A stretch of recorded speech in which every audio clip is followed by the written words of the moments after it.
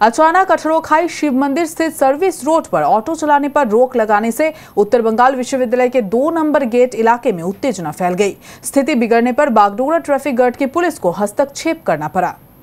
पिछले कुछ दिनों से शिव मंदिर इलाके में जाम की समस्या से निपटने के लिए ट्रैफिक पुलिस की ओर से कई तरह की घोषणा की गई है। इसके तहत शिव मंदिर अंडरपास से 4 पहिए वाहनों की आवाजाही पर पूरी तरह से रोक लगा दी गई है, जबकि ऑटो रिक्शा के लिए अलग रूट बनाया गया है। उन्हें काफी घूमकर 2 नंबर गेट के सामने जाने के लिए कहा गया है। इसके विरोध में ही ऑटो रिक्शा चालकों ने हंगामा शुरू किया।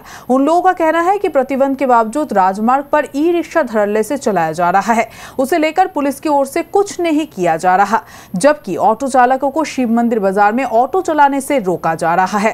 স্ট্যান্ড বেশি চলছে, ওরা লাইন বাই লাইন করে রেখেছে। আমরা লাইন করলে আমাদের অসুবিধা হচ্ছে। আমাদের কেন অসুবিধা হবে? আমরা যেহেতু ট্যাক্স ফিটনেস অল ওভার সব দিয়ে আসছি। আজকে দেখে না, আমরা 20 বছর কাজে আছি, অটো 20 বছর হয়ে গেলে আমরা চালাচ্ছি। আমি নিজে 3 টাকা ভাড়া থেকে চালিয়ে এসেছি, আজকে 25 টাকা ভাড়া হয়েছে শিব মন্দিরে। সেই চালিয়ে আসছে, তারপর কি করে টোটো ওখানে দাঁড়িয়ে আছে? আমাদের এত বড় টোটো আছে বাটু ভাই, আমরা একটা কেন আমাদের প্রশ্ন এটাই, সরকার কাছে আমাদের প্রশ্ন এটা, কি টোটো আছে? অবৈধ তো টোটো আছেই, তার মধ্যে হাইওয়ের মধ্যে কি করে চলে? দার্জিলিং মোড়, এই মাটিগাড়া, খাতওয়াল মোড়, সিটি সেন্টার, আমাদের এই যে এনএস 30তে কি করে চলে? প্রশাসনের চোখে পড়ে না। আমরা গাড়ি যখন চালাই নিয়ে আসি বাগড়া থেকে বা শিব মন্দিরের গাড়ি, আমাদের আন্ডারপাসে এখানে ঢুকতে দিবে না, বড় বড় উপর দিয়ে যা ফ্লাইওভার দিয়ে। তা আমরা কি ফুটবল খেলতে নামছি না আমরা ব্যবসা করতে নামছি?